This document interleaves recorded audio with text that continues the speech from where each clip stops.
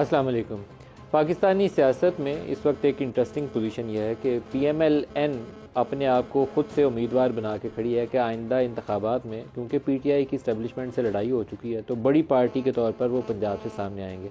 लेकिन सवाल उनसे ये होता है कि आपके पास मुतबादल बयानिया कौन सा होगा जिसको लेकर आप लोगों के पास जाएंगे। तो उसका जवाब उनके पास नहीं है। अपनी 16 माह की कारकर्दगी के ऊपर वो बहरहाल लोगों के पास PMLN जाने की पोजीशन में नहीं है। जिस कदर पाकिस्तान में महंगाई और बेरोज़गारी हुई, वो हमें रिसेंट जो रिपोर्ट्स आ रही हैं वर्ल्ड बैंक की और दूसरी, उनसे बड़ा खुला उसका इजहार होता है कि 40% पाकिस्तान की जो आबादी है वो गुर्बत से नीचे ज़िंदगी गुजार रही है। इतनी ज़्यादा महंगाई और बेरोज़गारी पाकिस्तान में हो चुकी है। आज एक BBC उर्दू ने खबर शाया की है कि बलूचिस्तान के बाज़ इलाकों के अंदर, और ये ख़बर पढ़ने के बाद शायद ही कुछ शख्स होगा जिसको अल्लाह से फ़ौरन तौबा नहीं करनी चाहिए, बेटियां बेच रहे हैं लोग ज़िंदगियां बचाने की खातिर। 10 साल की बेटी 3 लाख से 5 लाख। ये आप ख़बर अगर पढ़ें कि पाकिस्तान के किसी इलाके के अंदर ये वाक़या हो रहा है, तो पाकिस्तान के अंदर ये वाक़यात हो रहे हैं।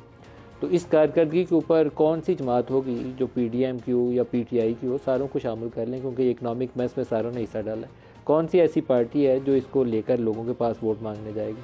पत्थर तो पड़ सकते हैं इसके ऊपर, वोट नहीं मिल सकते इसके ऊपर। तो इसके ऊपर एक आपको पॉलिटिकल बयानिया भी चाहिए। सियासी बयानिया क्या होगा, लोगों को क्या बताएंगे? तो नून लीग ने एक बयानिया दिया, नवाज़ शरीफ ने, क्योंकि इमरान खान ने जनरल बाजवा को मीर जाफ़र, मीर सादक और पता नहीं क्या कुछ कह के और एंटी अमेरिकनिज़म के ऊपर और एंटी इस्टेब्लिशमेंट के ऊपर काफ़ी ज़्यादा एक पॉलिटिकल माइलेज हासिल किया।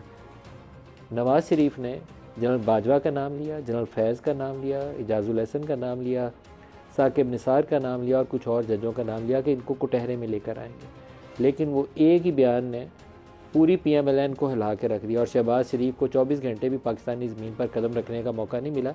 अगले जहाज़ पर ही बिठा के वापस भेजा गया कि जाओ बड़े भाई को समझाओ कि सियासत करनी है।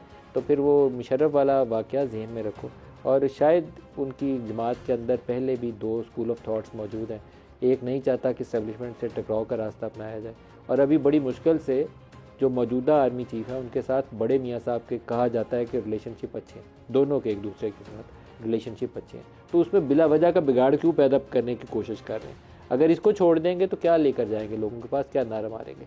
ये एक बड़ा सवाल है। शायद सियासी लोगों को इसके ऊपर आसानी के साथ कोई नया बयानिया घड़ने में कोई मोहलत जल्दी मिल ना पाए, क्योंकि इंतखाबात अगर जनवरी में ही होते हैं, जनवरी के आखिर में या फरवरी में होते हैं, तो मुद्दत बहुत थोड़ी है। इसमें ना महंगाई बदलने वाली है, गो के आपकी जो एक्सचेंज रेट है, रुपये डॉलर जो पैरिटी है, रुपया तगड़ा हुआ है फ़ौज की उन कोशिशों के सबब जो वो आजकल डंडा थोड़ा सा लोगों को दिखा रहे हैं कि जिसने स्मगलिंग की, जिसने डॉलर ख़रीदे और स्मगल किए, उसको ये डंडा है, हम पकड़ के उसका कारोबार बंद करेंगे या उसको अंदर बंद कर देंगे। जो भी स्मगलिंग में मुलवस हुआ, सिर्फ उससे फ़र्क पड़ा है। अभी इनफ्लोज़ आपके शुरू नहीं हुए, तो इसको सस्टेन अगर आपने करना है रुपये की ताकत को, तो आपको इनफ्लोज़ चाहिए डॉलर में, ताकि रुपया आए 250 पे। फिर एक ऐसा सियासी बयानिया बनाने के लिए इस्टेब्लिशमेंट भी मदद कर सकती है उनकी, और PMLN भी क्लेम कर सकती है कुछ, उसके बगैर कुछ नहीं क्लेम कर सकते। तो आज के प्रोग्राम में हम इसी टॉपिक को लेकर प्रोग्राम का आगाज़ करेंगे। जो मेहमान के साथ पलवशा खान है पाकिस्तान पीपल्स पार्टी से, शुएब शाहीन साहब हैं PTI से, और डॉक्टर तारिक फजल चौधरी साहब हैं PMLN से। सबको खुश आमदीद कहूँगा। आज एक दो वेलकम डेवलपमेंट्स हैं, मैं प्रोग्राम में पहले उसको कह के आगे जाना चाहूँगा। मैंने प्रोग्राम में बेशुमार दफ़ा यहाँ इमरान रियाज़ के लिए आवाज़ उठाई है, तो आज एक खुदा का शुक्र है कि उसको 4 माह के बाद वो घर अपने वापस आ गया। ये एक इंतहाई नाखुशगवार वाक़या पाकिस्तानी तारीख़ का कि कोई जर्नलिस्ट पाकिस्तानी ज़मीन से गायब हो जाए, और 4 माह के बाद कैसे और कहाँ से बाजियाब हुआ है उसकी भी तफसील नहीं है। लेकिन जैसे भी हुआ है, ज़िंदा सलामत देख के उसको तसल्ली हुई है कि घर वालों के पास आ गया।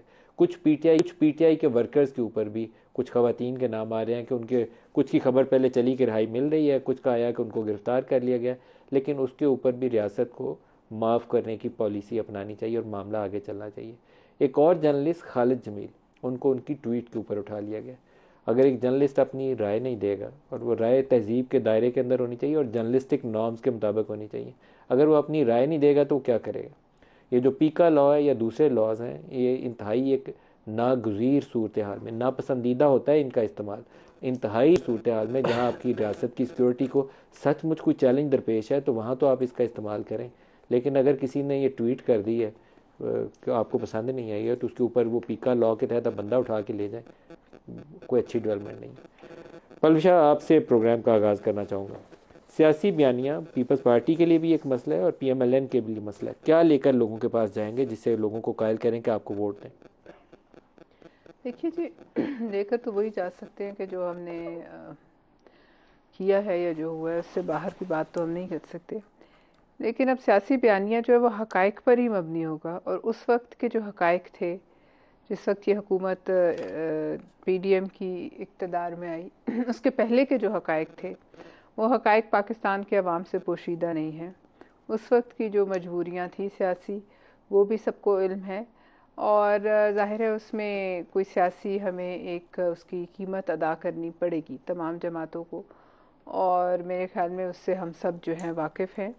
लेकिन इन तमाम बातों के बावजूद पाकिस्तान को इंतहाई मुश्किल 16-18 माह से हम निकाल कर ले आए, और इसने पाकिस्तान की जो बहुत सी बैरूनी और अंदरूनी ख्वाहिशात थी लोगों की कि वो डिफ़ॉल्ट हो जाए और उसका हाल श्रीलंका जैसा हो जाए, खुदा न ख्वास्ता वो नहीं हुआ।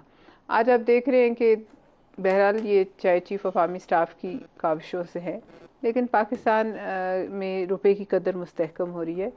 मैं ये इस बात से कोई इनकार नहीं करूँगी कि महंगाई बहुत ज़ालिमाना हद तक बढ़ गई है, और आम इंसान के लिए यहाँ पाकिस्तान में जो है टू मेक एंड्स मीट जिसे कहते हैं, वो रूह और बदन का जो एक रिश्ता है उसे कायम रखना मुश्किल है।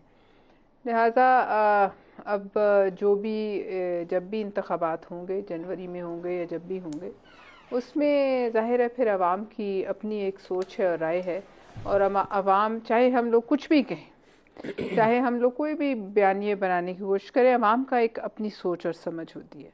तो लिहाजा बेहतर ये है कि हकाइक पर मबनी जो बातें हैं वही आवाम के पास जाएं, और वही उनको बताया जाए खुल के कि क्या वो हालात थे कि जिनमें ये हुकूमत तारिक फजल साहब से भी पूछते हैं, ये एक्सक्यूज़ के हमने पाकिस्तान को डिफ़ॉल्ट से बचा लिया है, मैं इसको पलवशा की बात से इतफाक़ नहीं करता। PDM का यही बयान है तारिक साहब, लेकिन नवाज़ शरीफ ने बयान देने के बाद जो पलटी खाई है PMLN ने, वो मुझे लगता है आपको पहले से शायद ज़्यादा भारी पड़े। आप किधर जाएंगे ये मुझे समझ नहीं आ रही है। आप इकनॉमिक परफॉर्मेंस तो लोगों को सेल नहीं कर सकते, ये भी नहीं कह सकते हमने 13 और 17 में ये दूध और शहद की नहरें भाई थी इसलिए हमें दोबारा बुला लें। वो पूछेंगे 16 माह में क्या किया था। बिस्मिल्लाहिर्रहमानिर्रहीम। मलिक साहब, सबसे पहले तो मैं जो आपने अपने प्रोग्राम में ज़िक्र किया और मुझे दिन को इल्म हुआ इमरान रियाज़ ख़ान साहब की वापसी पे, मैं उनकी फ़ैमिली को मुबारकबाद पेश करता हूँ। ये खुशी की खबर है।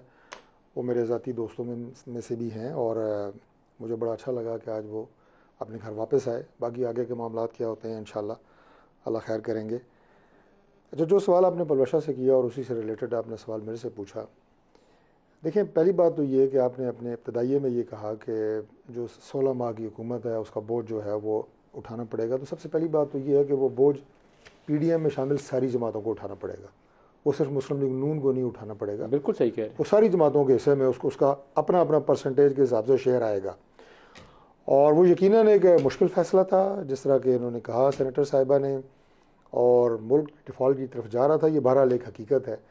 अब ये कि उसके बाद अवाम की कितनी तवक्कुआत पूरी हो सकें या नहीं हो सकें, इसका फ़ैसला बहरहाल अवाम करेंगे। लेकिन जिस बयानिए की आप बात कर रहे हैं कि हमारे पास, मैं PMLN की बात कर रहा हूँ, लोगों को अगले इलेक्शन में बताने के लिए क्या है, तो वो मियाँ नवाज शरीफ का 2013 से लेकर 18 तक 17 तक का दौर है, बल्कि 18 तक भी कह लें। नहीं बेचा जाएगा। नहीं, मेरी अर्ज़ सुने ना, मैं अपनी बात कर रहा हूँ कि हम लोगों को बताएंगे उस वक्त किन हालात में हमने मुल्क संभाला था, और अल्लाह के फजल से मुल्क जो है वो जब हमने छोड़ा तो उस वक्त कहाँ था, और 18 के बाद जब PTI की गवर्नमेंट आई तो उस वक्त मुल्क किधर गया। तो ये दोनों ही कंपैरिजन है ना, दोनों पीरियड। वो जो नारा था कि जनरल बाजवा को कुटेरे में लाएंगे, वो 24 घंटे भी जिंदा नहीं रह सका। नहीं, एक तो मैंने आपको ये बताया ना, बैकफायर हो गया। पहले बात तो मैंने आपको ये बात मैंने कंप्लीट की कि हमारे पास बयानिया ये मौजूद है कि हमारी परफॉर्मेंस क्या रही है। अब दूसरी बात जो आपने की जी कि वो कुछ घंटे भी सर्वाइव नहीं कर सका, ऐसी कतई तौर पे कोई बात नहीं है। मियां नवाज शरीफ साहब 21 अक्टूबर की जो तारीख दी गई है वो हतमी है, उस पर वापस आ रहे हैं। जरा दोहरा के बता दें कि हम जनरल बाजवा को कटहरे में लाएंगे। चलाइएगा जरा प्रोड्यूसर, ब्रेकिंग न्यूज़ चलाइएगा, तारक साहब क्या कहते हैं, चलाइएगा जरा। नहीं, जनरल बाजवा को कटहरे में लाएंगे या नहीं लाएंगे, पहले इक़्तिदार में तो है ना, ये तो सारी बातें बाद में है। ये वापसी का रास्ता देखा आपने, गोल गोल सियासी लोगों का कमाल ये है, सियासी लोगों का कमाल ही किसी वक्त भी गोल गोल घूम जाते हैं। बिल्कुल गोल नहीं घूम रहे। देखिए बात ही होती है मलिक साहब, टांगा आपने देखा है कभी? उसमें घोड़ा आगे होता है ना, टांगा पीछे होता है। आप कह रहे हैं टांगा आगे करो घोड़ा पीछे करो, इस तरह नहीं होता। क्या कोशिश की थी मियां साहब ने? टांगा आगे, मियां साहब ने ये बात जो अभी जिस बयान का आप हवाला दे रहे हैं, मियां साहब ने तो ये बात, अब मुझे वो एग्जैक्ट डेट शायद मैं भूल गया हूँ, गुजरांवाला के जलसे में भी कही थी कि गुजरांवाला में जो हालात हैं 2018 के इलेक्शन में जो कुछ हुआ है, जनरल फैज हमीद साहब, जनरल कमर जावेद बाजवा साहब, आप उम्मीदवार हैं, बार बार कहा था ये नहीं था कहा कि मैंने जनरल बाजवा आपको कटहरे में लाना है। ये अब कहा आपने? कटहरे शहरी की बात जो है वो नहीं कही। मेरा ख्याल है आपने उसको काफी उस पे वजन दिया हुआ है, काफी करेक्शन करिएगा जी, कटहरे वाली बात पे ज्यादा वजन दे दिया मैंने। लेकिन मैं ब्रेकिंग चलानी है। मुल्क के जो हालात 2018 से ऑनवर्ड्स रहे हैं उसके जो जिम्मेदार है कम से कम कौम को पता होना चाहिए। और वैसे नहीं पता, नाम ले उसका, नहीं मुझे नहीं पता, नाम ले कौन? मैं आपको बताया कि मेरा ख्याल आप जिम्मेदार है। मियां साहब ने वो नाम तो 2018 अपना गुजरांवाला के जलसे में ले दिए थे। कौन है मुल्क अब कौन सी ऐसी नई बात हो गई है? मुल्क के हालात का जिम्मेदार कौन है सर? जिन्होंने मियां नवाज शरीफ साहब को एक इंतहाई मुतनाज़ा और गैर कानूनी फैसले में, जैसे शोएब शाहीन साहब भी कानूनी नहीं कह सकते, उसके नतीजे में मियां साहब को इक़्तिदार से निकाला। शाहीन साहब हमारे दोस्त डॉक्टर तारिक फजल चौधरी साहब, इनको मैंने मजीद मुश्किल में नहीं डालना, इन्होंने इस्लामाबाद से इलेक्शन लड़ना है, इसलिए इस्लामाबाद के साथ तल्लुकात इनके बहुत अच्छे हैं, खराब नहीं करने में। इनका हल्का है, इनका हल्का है, हमारा मेरे हल्के में भी है, इसलिए बड़ा मुश्किल है। इनके हल्के में उधर आगे भी है, शादरा के पास भी है, करता ही हूँ, आपको करना चाहिए, शादरा के पास भी है। सर मैं एक बात बताऊं, आप बताइए पहले, आप अपनी डील का बताइए, इनका बाद में पूछेंगे। आपकी खबरें चल रही हैं कि कोई डील होने वाली, मदर ऑफ ऑल डील्स। कोई ना भाई, हमारा इमरान खान लीडर है, डीलर नहीं है। डीलर वो हैं जो मुल्क से बाहर बैठे हुए हैं, जो यहाँ चोरी का पैसा लेके बाहर ले जाते हैं, कोई लंदन ले जाता है या कोई दुबई लेके जाता है। हमारा लीडर का मरना जीना उठना बैठना इस मुल्क में है, खा 1000 साल के लिए आप उसको जेल में रखें। ना वो डील करेंगे, ना मुल्क से बाहर जाएंगे, ना वो कोई और तरह की कोई हरकत करेंगे। थोड़ी सी गुंजाइश रख लीजिए। ये नवाज शरीफ साहब जब गए थे ना उस वक्त ये काफी नून लीग वाले ऐसे ही बयान हम आपको कह रहे हैं on behalf of Imran Khan, थोड़ी सी गुंजाइश रख लें, कल आपको मुश्किल पेश आएगी। हम कोई नहीं रखते, हम आपको ये कह रहे हैं मुल्क से बाहर वो जाते हैं जो डीलर होते हैं, मुल्क से बाहर वो जाते हैं जिन्होंने करप्शन का पैसा बाहर रखा होता है, जिनका मालो मता सारा बाहर होता है, जिनके बिजनेसेस बाहर होते हैं। इमरान खान का कोई एट स्टेक नहीं है कि वो बाहर पैसा रख के बैठे हैं। इमरान खान कुछ बाहर नहीं है, नहीं कुछ भी बाहर नहीं है, कुछ भी नहीं है। उनका कौन सा बिजनेस है, कौन सी चीजें हैं ऐसी जो मुल्क से बाहर वो रह के बैठे हुए हैं। हाँ, आप कह सकते हो कि वो पाकिस्तान का वाहिद फेडरेशन की अलामत है। आज वो शख्स आज पूरे पाकिस्तान में जीबी कश्मीर समेत सबसे मोस्ट पॉपुलर पार्टी है जिसका वो चेयरमैन है। अब ये मैं ये कहना चाहता हूँ, डील की क्या खबरें पहले ये बताएं आप। नारे मोरे तुम कोई ना खबर है, मुलाकात हुई है, किसी से कोई मुलाकात नहीं है, किसी किस्म की कोई मुलाकात नहीं है। ये स्टेटमेंट वो है जो इमरान खान ने मुझे दी है कि आपने मेरी बिहाफ पे ये कहना है कि जो शख्स को कहा, उन्होंने मुझे कहा आपकी मुलाकात, मेरी मुलाकात कब हुई है? आज से हफ्ता पहले, तकरीबन 1 हफ्ता पहले। जी, आरिफ अलवी साहब की मुलाकात हुई है उनसे? ये मुझे नहीं पता, नहीं हुई, मेरी इन्फॉर्मेशन आपकी इतलाक मुताबिक नहीं हुई। आप जब मिले थे तो आपके अलावा और कौन मिला था? मेरे साथ 3-4 वकील थे। 3-4 वकील थे।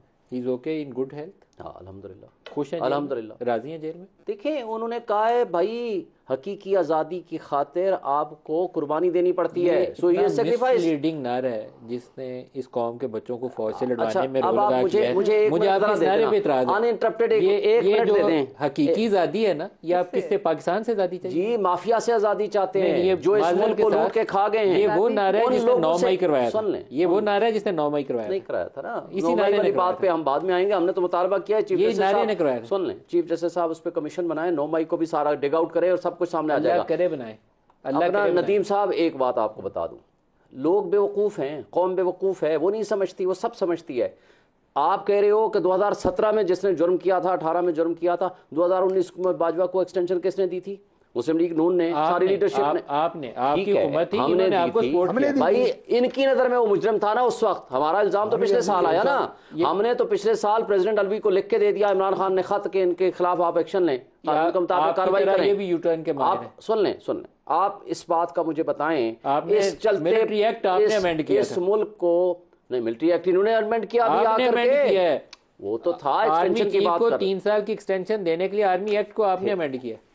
देखें, इनकी नजर में वो रिटायरमेंट एज को मुजरिम 63 साल थे। पे ले जाने के सुन लिए लें, आपने आर्मी एक्ट अमेंड किया। गुजरांवाला के जलसे के बाद इस अमेंडमेंट में शरीके कार ये हुए कि ये नहीं? शरीके जुर्म है। शरीके जुर्म शरीके थे। जुर्म। हमारी गलती तो इमरान खान ने सबसे पहले कहा कि मेरे इक़्तिदार की सबसे बड़ी गलती थी कि बाजवा को एक्सटेंशन देना। उन्होंने कहा, माना? नहीं कोई माना चले, आखिरी दिन तक 8 महीने की जनरल बाजवा को एक्सटेंशन की ऑफर अब आगे चले ना, आखिरी दिन तक एक मिनट सर, लोग बेवकूफ हैं एक चलते हुए मुल्क को। ये तो आए थे महंगाई मुकाओ मार्च लेकर के।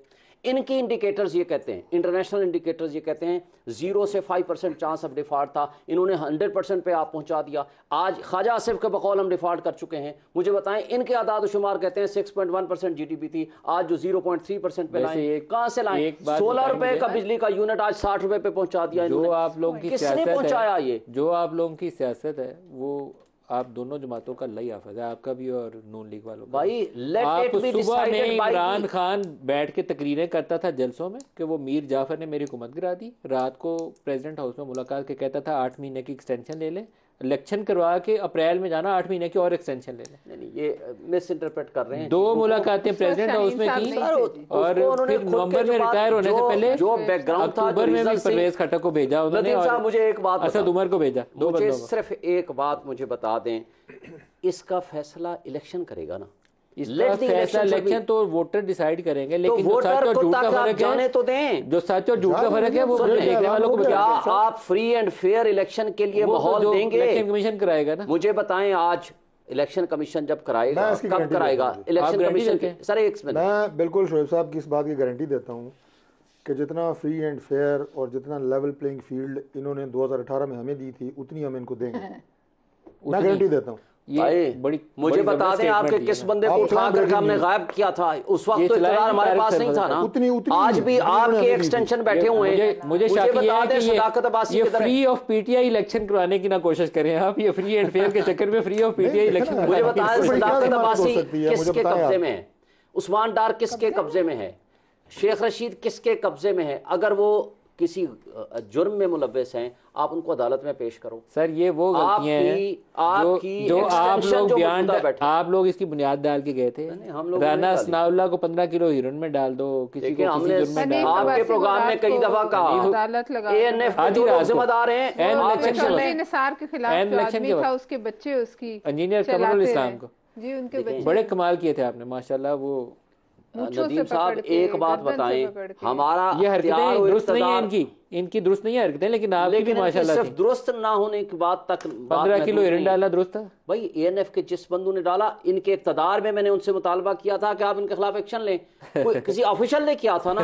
आप इंटीरियर मिनिस्टर हो, इंटीरियर मिनिस्टर के अंडर में वो आपके रेंजर्स आते हैं। एक बात सच बता दें मुझे, आपके वो जो चेयरमैन नैब की वीडियो थी वो किसने निकाली थी, जिसके बाद मुकदमात बनाने की रफ्तार में जरा मशीन की तेजी? आप बता दें कि ये वीडियो बनाने का अख्तियार किसके पास हो गए, कैपेसिटी किसके पास है? उस वक्त पीएम हाउस में था, जिसके चैनल पे सिर्फ एक बात नदीम साहब बता दें, आज ये जस्टिस बाबर सत्तार साहब ने पूछा है, आपको पता है?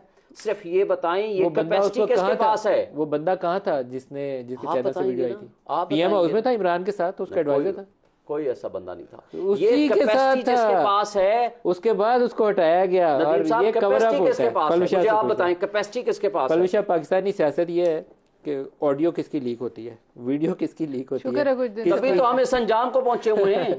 ये बड़ा खुश होकर बताते थे मरियम की एक और ऑडियो आने वाली है, अब उन्होंने इमरान की ऑडियो जारी करके बताई है। पे बिलीव नहीं करते। मरियम की ऑडियो सारी आपने जारी की? नहीं, इन्होंने इमरान की जारी की ना, हम उस पे बिलीव करते। ऐसी ऐसी कमाल की हरकतें की है ना पाकिस्तान में सियासत की शक्ल बिगाड़ने के लिए आप सब लोगों ने, खुदा के नाम लिया, हम उस पे बिलीव करते हैं। उसकी वजह ये है कि ये उस वक्त पीटीआई में नहीं थे, इसलिए ये ठीक कह रहे हैं। इन्हीं गलत मान लो ना। पलविशा कि सियासत की शक्ल दुरुस्त हुई है कि बिगड़ गई है? सियासत की गुंजाइश नहीं रहेगी। देखें आप 90 की सियासत में आ जाओ, आप बेनजीर शहीद साहिबा की आप लेके गए वापस 90 में। मुझे बता दें, इन्होंने तो गलतियों का इतराफ कर लिया था, चार्टर ऑफ डेमोक्रेसी किया था। गलत तस्वीरें मुझे बताएं जाली बना के आईजीआई ने तैयारा से किसने गिराई थी? देखिए फिर मोहतरमा का इतना बड़ा दिल था कि जिसने ऐसे किया उनके साथ बैठकर हमने फिर ये सारी बातें दफन कर दी इस मुल्क के लिए।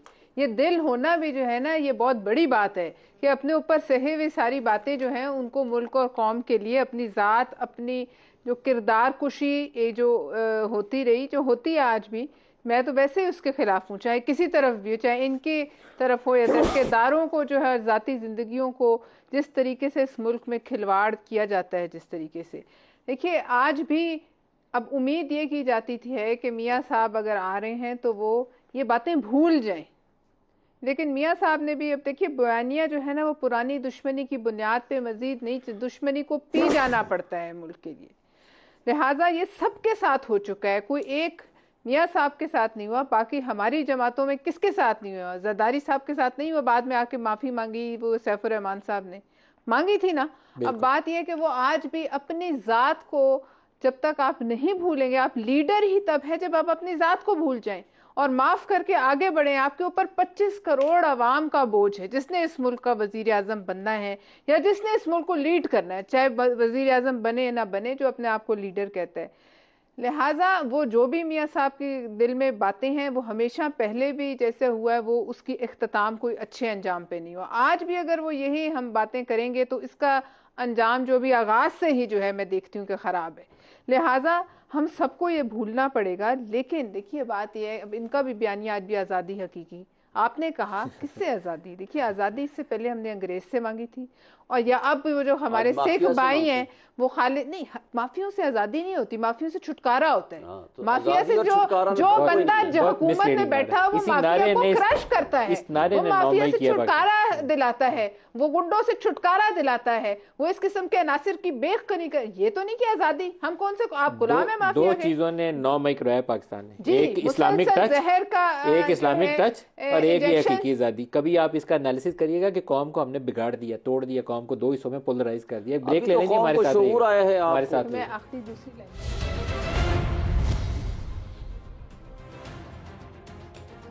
प्रोग्राम में दोबारा खुशामदीद कहते हैं। पलविशा, आप अपने जवाब में कुछ ऐड करना चाह रही थी, सियासी बयानिया। मैं कह रही थी कि जो हकीकी आज़ादी से पहले हमने अंग्रेज से मांगी, या अब फिर जो हमारे सिख भाई हैं वो खालिस्तान की शक्ल में भारत से मांग रहे हैं। इसलिए शोएब शाहीन साहब उस वक्त तो नहीं थे जब ये नारा बना, लेकिन अब इन्हें इस हकीकी आज़ादी के नारे के बयानिए को जो है ना कोई और अल्फाज दे के बदल असल में सियासी जिद्दोजहद जो है ना वो शक्ल इख्तियार नहीं करनी चाहिए जहाँ पोलराइजेशन एक नेक्स्ट लेवल पे चली जाए, मुल्क की यकजहती एट स्टेक आ जाए। इसलिए इनके बाज़ नारे जो हैं बड़े ख़तरनाक है, उसको एहतियात बरतना चाहिए, एहतियात करनी चाहिए ना, बिल्कुल एहतियात करनी चाहिए। तारिक फजल चौधरी साहब, सियासी बयानिया, सवाल फिर वहीं पे, क्या लेके लोगों के पास जाएंगे जनवरी में इलेक्शन? पूछिएगा। देखिए जनवरी में बिल्कुल इंशाल्लाह इलेक्शन जो है उसकी अब तैयारी जारी है, और जैसे कि मैंने पहले आपको बताया कि मियां नवाज शरीफ साहब की जो आमद है उसके हवाले से भी मियां साहब की आमद सियासी बयानिया नहीं है। नहीं, सियासी बयानिया नहीं है, लेकिन साहब जेल से छुट्टी लेकर गए हुए हैं, इलाज की घर से 4 साल आई, उन्हें वापस आना है। पाकिस्तान में आने के बाद मुस्लिम लीग नून का जो बाकायदा एक इलेक्शन कैंपेन है उसका आगाज़ होगा इंशाल्लाह। और मलिक साहब मैं आपको एक और बात बताऊँ कि बहुत सारी ऐसी जो, जैसे कि आप एक सियासी बात कर रहे थे अभी हकीकी आज़ादी की, कि ये एक नारा है जिसने पोलराइजेशन क्रिएट की, इसी तरह सियासी कई ऐसे नारे हैं कि जो अब वो अहमियत या वो वज़न नहीं रखते जो कि 90s की सियासत में थे या 80 की सियासत में थे। अब आपको कौम को बिल्कुल एक बराह रास्त एक डायरेक्शन देनी होगी। अब वो मंशूर भी नहीं होगा जो वेग सा होगा कि हम फलां 1 करोड़ नौकरियां पैदा कर देंगे, 50 लाख घर बना देंगे और लोग उसको यकीन कर लेंगे। अब ऐसा नहीं होगा। तो लिहाजा हम एक ऐसे, आप ये कहें कि कम्प्रीहेंसिव प्लान की बात कर रहे हैं कि जिसमें बड़ी टाइम लाइन्स के साथ वाज़ेह आपकी डेडलाइंस होंगी कि ये काम हमने करने हैं और इंशाल्लाह ताला करके दिखाएंगे। मियां नवाज शरीफ साहब 3 दफ़ा मुल्क के प्राइम मिनिस्टर रहे हैं, और उनके, मैं कहता हूँ कि एक जुमला सिर्फ कि अगर उनके दौर के अगर आप इंफ्रास्ट्रक्चर डेवलपमेंट हो, मुल्क की तरक्की हो, उसको निकाल दें तो पाकिस्तान में बाकी बताएं बचता क्या है? शोएब साहब, कौन सा मनसूबा है जो उनके जो रवायती हमारी सियासी जमातियाँ, उनको एक इस वक्त बहुत बड़ा चैलेंज है, और वो चैलेंज इस वक्त सबसे बड़ा शायद उसी इमरान खान के बयानिए का है जो उसने इस्टेब्लिशमेंट के ख़िलाफ़ बनाया था। लोगों को ये इशू नहीं है कि इमरान ने 3.5 साल में कौन सा प्रोजेक्ट बनाया, शायद कोई भी नहीं उसके क्रेडिट में, वो ये दुरुस्त बात कहते हैं नून लीग के क्रेडिट में, लेकिन इनके पास इस वक्त बयानिया कोई नहीं। देखें, डिस्क्रेडिट हो गए हैं 16 महीने की कारकर्दगी आप उठा लें। 16 महीनों में जो इन्होंने मुल्क की तबाही और बर्बादी की बुनियाद रख दी, अगली जो गवर्नमेंट भी आएगी अगले 10 साल लगेंगे उसको रिकवर करने में। जो इनका अफलातून और अरस्तू आया था इसहाक डार साहब कि मैं मीशत ठीक करने जा रहा हूँ, मैं जानता हूँ बेहतर जनाब, IMF को मैं डील करना बेहतर जानता हूँ, मैं डॉलर को 150 रुपये पे लेकर आऊँगा। क्या किया उन्होंने? उन्होंने आकर जो मुल्क की बुनियादें और जड़ें खोखले कर दी ना, तो उससे खराबी और तबाही और बर्बादी कौन आएगा सही करने? आपकी तो लड़ाई नहीं खत्म हो रही आएगा से। नहीं, हमारी लड़ाई आप किसी तो से नहीं है, लड़ ले। हम किसी से लड़ाई नहीं करते। नहीं, हम ये तो कहते हैं, देखें, हम ये कहते हैं, ये जो पाकिस्तान के हालात हैं इसमें आपका बड़ा हिस्सा है। हमारा सिर्फ एक बात मुतालबा है, देखें, एस्टेब्लिशमेंट न्यूट्रल हो जाए। एस्टेब्लिशमेंट न्यूट्रल तो जानवर होता है। सुने, वो ये जो सियासत के अंदर इन्वॉल्वमेंट इस अंदाज से है कि इन बंदों को, अगर ऐसी इन्वॉल्वमेंट ना होती तो 18 में इमरान की हुकूमत कैसे बनती है? तो 13 में कैसे बनी? आप मुझे बता दें। ऐसे ही तो बस फिर छोड़ दें। 18 में कैसे बनी थी? तो छोड़ दें वो। तो हम ये कहते हैं कि 18 में तो इमरान खान की सीटें कम करके उनको बेसिकली बैसाखियों का मोहताज किया गया। ये है असल बात, लोगों को नहीं पता। लेकिन कराची से दी गई पीटीआई को, माजी की गलतियां, पंजाब का जो ब्लॉक दिया गया पीटीआई को, जो इंडिपेंडेंट सारे जो थे इकट्ठे करके पीटीआई को दिए गए, अगर वही आप हटा दें तो ना पंजाब था आपके पास। नदीम साहब, बात ये है, देखें, बात ये है कि मैं आज अगर मेरे से दिल से एक बात पूछे ना, मैं कहता हूँ उस वक्त इमरान खान साहब को या अपोजिशन में बैठना चाहिए था या वो असम्बलियाँ तोड़ देनी चाहिए थी, ताकि अगर आपको अक्सरियत मिले, ताकि आप अपने एजेंडे को आगे लेकर चलें। इमरान खान एस्टेब्लिशमेंट के बगैर इलेक्शन लड़ रहे थे। आप पता नहीं कौन सी दुनिया में जिंदा है, मुझे नहीं पता, लेकिन मैं मुझे पता नहीं। नदीम साहब, हमने सबक सीखना है। सुने, हमने सबक सीखना। 28 सितंबर को केस लगा हुआ है फैजाबाद धरने का। हमने फैजाबाद धरने में नून लीग की हुकूमत थी, तो फैजाबाद धरने में उसके सारे किरदारों से पलवशा भी बड़े अच्छे से वाकिफ हैं। इमरान खान की हमदर्दियाँ उस वक्त उनके साथ थी कि धरना कराओ, हुकूमत गिराओ। उनको लाया कौन था आपको पता है? इमरान खान किसके साथ थे? अंदर की स्टोरियां जस्टिस शौकत सिद्दीकी साहब के पास भी एक मैटर आता, लाए कौन थे? जिनका नाम पता चला गया। नाम लेना आपने, मुझे जो वहां नाम पता इमरान किया उनके गया, साथ थे। चले अपनी पार्टी का तो नाम ले दें। जो इमरान जो वहां जस्टिस शौकत सिद्दीकी साहब के सामने रिपोर्ट आई, आपको पता है किसका नाम था? इमरान किसके साथ थे? इमरान खान अपोजिशन में था उस वक्त, उनको क्या पता? इनको पता। अच्छा, आज तहरीक लब्बैक की सपोर्ट पे कौन है? आज तहरीक लब्बैक किसके कंट्रोल में है? उनकी प्रेस कॉन्फ्रेंस के ये तो आजकल हमारे पैमरा वाले भी वो अहमक लोग हैं, वो मुझे क्लिप चलाने दें जिसमें कहते थे इमरान खान हमारी पार्टी के लोग तो बड़े बेकरार हो रहे हैं धरने में। देखिए, मुझे ये बताएं, प्रेस कॉन्फ्रेंस के अंदर बयान दिया था। मुझे सिर्फ एक बात, क्या हमने माजी की गलतियों में रहना है? हुकूमत के खिलाफ था वो धरना। हमने माजी की गलतियों में रहना है या आगे इम्प्रूव करना है? इम्प्रूव आपने करना नहीं है ना, इन्होंने तमाम स्टेक होल्डर्स को चाहिए। क्या ये जमातें जो रवायती जमातें हैं या पीटीआई को इसमें शामिल करने, क्योंकि ये भी एस्टेब्लिशमेंट की वजह से है, ये कभी बदलेंगे कि उनके कंधों पे चढ़ के आए बगैर हुकूमत बनाए? इस मुल्क की जड़ों को खोखला करने में जो सिचुएशन क्रिएट की गई है 16 महीनों में सिर्फ एक शख्स की दुश्मनी में, मुझे बता दें, हमने इसको कंटिन्यू करना है या फ्री एंड फेयर इलेक्शंस के लिए सियासी अदम इस्तेकाम को खत्म करने के लिए?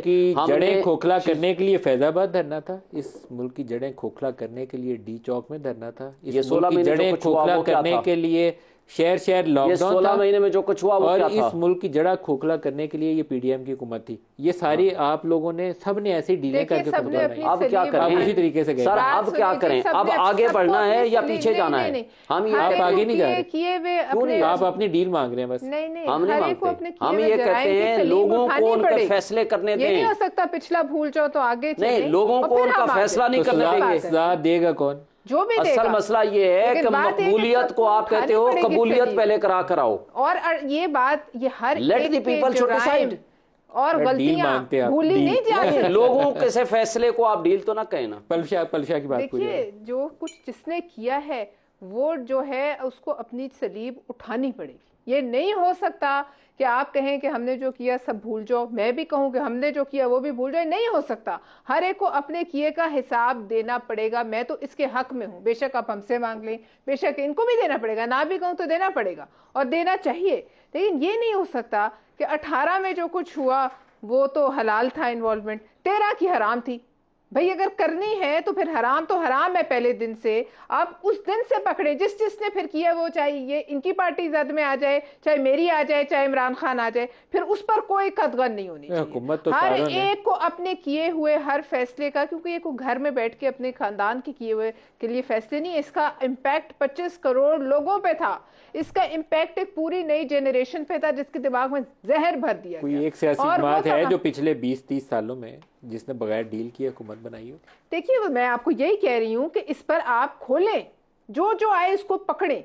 लेकिन बात यह है कि अब क्या होगा आगे। अब आपको एक नया पॉलिटिकल ऑर्डर इस मुल्क में लिखना पड़ेगा, वेदर यू लाइक इट और यू नॉट और यू डोंट। लेकिन ये है कि ये मैं ज़रूर मानती हूँ कि जो हमारी 18 महीने 16 महीने की हुकूमत थी उसमें नून से मेरी ये ज़रूर इनसे थोड़ी सी शिकायत है कि इनका बयानिया वाली जंग अगर इनको दे देते तारिक को तो शायद बहुत अच्छा हो जाता, लेकिन बयानिया इनसे बना ही नहीं और बयानिया डूब गया। शहबाज शरीफ सारा दिन मद्दासराई में, शहबाज शरीफ सिर्फ मद्दासराई में फ्लाईओवर उनके बगैर कहते थे नहीं बना सकता। तारिक साहब ने अब मेरे से इख्तिलाफ शुरू कर देना है, मैं उसकी कोई जिक्र नहीं करूंगा। शिकायत ना करते तारिक साहब, इस कारकर्दगी के ऊपर आप लोगों के पास वोट नहीं मांगने जा सकते। मलिक साहब, गुजारिश है कि 16 माह की जो हमारी हुकूमत है, जिसमें हमारी अपनी पार्टी के अंदर भी दो राय थी कि क्या हमने हुकूमत बनानी है या नहीं। लेट्स बी वेरी क्लियर, बिल्कुल दो राय थी। अक्सरियत कह रही थी जाना चाहिए गवर्नमेंट में, वरना हमारी ये बहुत बड़ी पार्टी में यह राय थी कि जैसे ही नो कॉन्फिडेंस, इस पर तो कंसेंसस था कि नो कॉन्फिडेंस होना चाहिए, मुल्क को बचाएं। लेकिन ये कि फौरी इलेक्शन में जाएं या 16 माह बाद जाएं, इस पे जो है इख्तिलाफ राय था। एनीवेज वक्त गुजर गया। लेकिन पंजाब में भारी पड़ी है हुकूमत ये 16 माह की कि नहीं पड़ी है? नहीं देखें, इसके बैकलैश तो आया है, इसमें तो कोई शक नहीं। महंगाई जो है वो बड़ी है और उसके ज़ाहिर कॉन्सिक्वेंसेज जो हैं वो पॉलिटिकल पार्टी को भुगतने पड़ते हैं। आपको खबर बताई है कि वो बच्चियों का क्या हाल है उन इलाकों में जहाँ फ्लड से कुछ इलाके मुतासर हुए हैं। तो ये आज की BBC की खबर है, उसने पूरा नहीं, ये मैं कहता हूँ कि दिल हिला देने वाली और बड़ी ही अल्लाह से तौबा करनी अफसोसनाक, और मैं कहता हूँ कि एक इंसान जो है सोच भी नहीं सकता किस तरह की कोई कैफियत। अल्लाह ताला की ज़ात महफूज रखे मुल्क को, पाकिस्तान की हर बच्ची को। और फ्लड से सबसे ज़्यादा ये डैमेजेस जो हैं वो अभी सिंध के हैं। अगर आप ये ऐसी ही रिपोर्ट सिंध से जाके करेंगे तो आपको सिंध से भी ऐसी रिपोर्ट्स मिलेंगी। तो लेकिन नदीम साहब वैसे अल्लाह से माफी मांगनी चाहिए, तौबा करनी चाहिए। जो आपने जो बात की है ना अभी के गलतियों से नहीं सीखा या आइंदा नहीं सीखेंगे, मैं समझता हूँ कि अब गुंजाइश नहीं रहेगी किसी के पास भी। अब अगर हमने अपनी माजी की गलतियों से ना सीखा और आगे जो सियासत है, जिस तरह मैंने कहा कि अब आपको बिल्कुल एक क्लियर डायरेक्शन और लाइन देनी पड़ेगी। अब वो सियासत जो पाकिस्तान में रही है कि DPO मेरी मर्जी का लग जाए, पटवारी मेरी मर्जी का लग जाए, SHO लग जाए, अभी भी वही डेवलपमेंट फंड दे दो फलां, ये सियासत अब नहीं चलेगी। पाकिस्तान में कोई जगह नहीं है। अल्लाह करे कि हमें अकल आ जाए, लेकिन हो कहता हूँ कि ये जो टोपी ड्रामे है ना, ये अब सियासत से खत्म होंगे। जो ये सियासत करेगा वो पार्टी पाकिस्तान की सियासत से वॉश आउट होगी। अब आपको पाकिस्तान को डिलीवर करना है और जो क्राइसिस है तारिक साहब, अगर जनवरी में इलेक्शन होता है ना, तो जो सिनारियो बज़ाहिर मेरा तासुर है, आप लोग सारे उससे डिसएग्री करेंगे, लेकिन मुझे लगता है कि आप लोगों में से कोई जमात जो है वो अपनी सिंपल मेजोरिटी के करीब से भी नहीं गुजर सकती। इतनी बुरी सूरत है, बदकिस्मती होगी। आप बहुत स्प्लिट मैंडेट की तरफ जा रहे हैं और उसमें डिवाइडेड पार्टीज आएंगी, छोटे छोटे सेगमेंट्स आएंगे। मैं कहता हूँ जी कि दोबारा अगर वो कोalition वाली गवर्नमेंट बनी, उसमें फिर वही ब्लैकमेलिंग होती है, उसमें फिर कंप्रोमाइजेस होते हैं और उसमें फिर आपको जो है अपने, मैं खुल के कह रहा हूं, PMLN ने पंजाब में अपनी स्ट्रॉन्ग होल्ड लूज कर दी, पीपल्स पार्टी ने अपनी सिंध की स्ट्रॉन्ग होल्ड लूज की है। और PTI का अलमिया ये है कि PTI ने इतनी लड़ाई डाली है एस्टेब्लिशमेंट से, इनको चैलेंज वो दरपेश होगा और ये कहें कि नहीं है ये चैलेंज, तो ये झूठ होगा। मैंने सब कोalition गवर्नमेंट से बेहतर है, मैं अपनी पार्टी का मशवरा देता हूँ कि फिर हम गवर्नमेंट ना बनाएं, वो ज़्यादा बेहतर है। गवर्नमेंट लेने के लिए तो आप लोग मरे जाते हैं, ये नहीं हो सकता। नहीं, मरे जाने की बात नहीं है मलिक साहब, हमने अभी भुगती है ना PDM की ये कोalition गवर्नमेंट। मैं आपको अर्ज कर रहा हूँ कि उसमें आपको वो कंप्रोमाइज़ करने पड़ते हैं जो आपके इत्तेहादी जमातें होते हैं, जो आप अगर अक्सरियत में हो तो आप कभी भी ना करें। शुएब साहब, जो आखिरी ये जो TV शीवी पे चलाने के आखिरी मेरे ख्याल इजाज़तनामे थे ना, उसमें इमरान के 2 इंटरव्यूज़ हैं, जिसमें ये एक कचहरी के अंदर है, शायद 9-10 मई के वो इंटरव्यूज़ हैं। एक अल जज़ीरा के साथ है, किसी और के साथ है, जिसमें वो कहता है कि मौजूदा आर्मी चीफ को, जनरल नासिर मुनीर को एड्रेस करते हुए, क्योंकि उस वक्त इमरान को ये था कि बस मैंने हफ्ते बाद तो प्राइम मिनिस्टर बन जाना है, तो उनका जुमला था कि he is so petrified that I would denotify him once in power. तो ये इमरान का ख्याल यह है कि वो सबसे इस वक्त ताकतवर हो चुका है, सबको मलिया मेड स्टीम रोल करते हुए वो हुकूमत उसकी बनने वाली है। 9-10 मई के उनके लफ्ज़ से आज क्या है पाकिस्तान की सूरत हाल और आखिरी कहका फिर उसी ने लगाया जिसको इसने पेट्रीफाई। नहीं, लेकिन ये दुरुस्त तरीकाकार नहीं है। पहली बात तो ये है, ये दुरुस्त रवश है ही नहीं। नदीम साहब, पहली बात तो ये है, ये फैसला अवाम को कर देना चाहिए, अवाम को करना चाहिए, एस्टेब्लिशमेंट को आज भी वक्त है। इस वक्त नेशनल सिक्योरिटी आपकी एट स्टेक चली गई है, लोगों के दरमियान और हमारे इदारों के दरमियान नफरत का माहौल पैदा नहीं होना चाहिए। किसने किया पैदा? किसी ने नहीं किया। उनके देखें किसने किया। जब आप सियासत में इन्वॉल्व होंगे, जब आप लोगों को उठाएंगे, उनको तशद्दुद करेंगे, नंगा करेंगे, लोगों को उठा के ले जाएंगे, तो माहौल तो ऐसा बनेगा। अगर आपने एक वाक़या किया ना तो पूरी दुनिया आज देखती है। आज की ह्यूमन राइट्स वायलेशन जो कुछ आपकी हो रही है, 75 साल की तारीख में शायद पहला वाक़या होगा कि इमरान खान की हुकूमत के साथ उन्होंने ये कुछ किया। पहले 75 सालों में कुछ नहीं किया। जरूर किया होगा, लेकिन आज किया है ना, आज भी तो हुआ है ना। लेकिन मैं ये कहता हूँ जिस तरीके से आते हैं ना, हल क्या है, आप उसी तरीके से जाते हैं। आप ये फंडामेंटल लेसन जब आप नजरअंदाज करते हैं तो हल क्या है कि क्या हम लोगों को उनके हुकूक ना दें, नंबर 1। नंबर 2, क्या लोगों के हाथ में चॉइस ना दें कि वो किसको वोट देना चाहते हैं। ये 2 चीज़ें हैं। आप अगर ज़बरदस्ती क्रश करके लोगों को उठा के उन पे तशद्दुद करके लोगों के चार दीवारी की पामाली करके ये तस्वुर करें कि हमने लेवल प्लेइंग फील्ड पैदा कर दी है, एक पार्टी को हमने ख़त्म कर दिया है, इस तरीके से पार्टियाँ ख़त्म होती हैं। PTI का ये नज़रिया और PTI का ही बयानिया बता रहे हैं। मैं समझता हूँ कि अगले इलेक्शन को PTI बिला वजह उसे मुतनाज़ा बनाने की कोशिश कर रही है। नहीं, हम नहीं बनाते, अब बना रहे हैं मुसलसल। आप कह रहे हैं लोगों को वोट डालने दें, लोगों को नजरिया लेके आने दें, वो होगा। अभी अब इलेक्शन की अभी जनवरी की तारीख अनाउंस हुई है। अभी कोई किसी तरह की कोई ऐसी चीज नहीं है कि जैसे आपको ये जाहिर हो कि आवाम को जो है वो वोट डालने से रोका जा रहा है।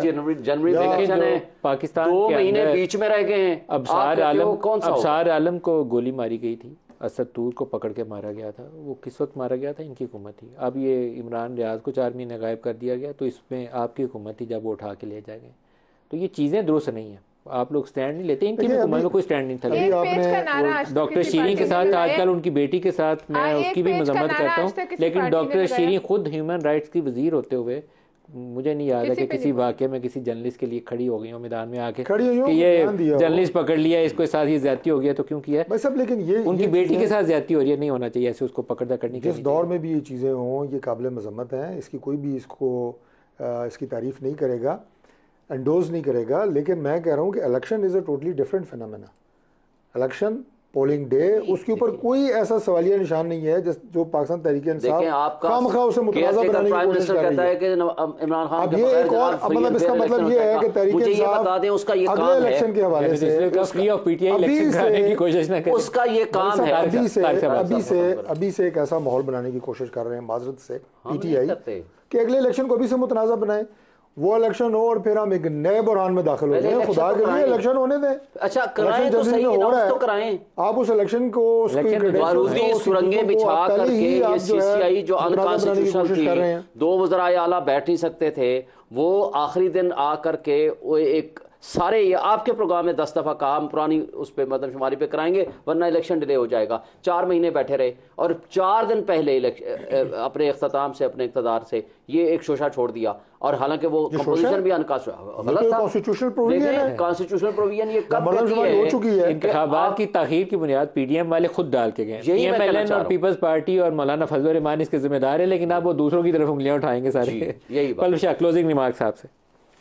देखिए जी, मैं तो यही कहूँगी कि अवाम ना इमरान खान के जहर को भूली है और ना अब कुछ छुपा हुआ रह गया है कि 18 महीने से पहले कौन किस तरह आया, कौन किस तरह। उस वक़्त 1 पेज का नारा जो था, मेरे ख्याल में इस मुल्क में और किसी ने इस तरह का नारा नहीं लगाया। हम 1 पेज पे हैं। सुबह से वो 1.25 लाख की तस्बीह पढ़ते थे, 1 पेज 1 पेज 1 पेज। लेकिन जब वो पेज फटा तो इस बुरी तरीके से फटा कि उन्होंने सर्विंग ऑफिसर्स के गंदे जो है उनके बारे में गंदे अल्फाज इस्तेमाल किए।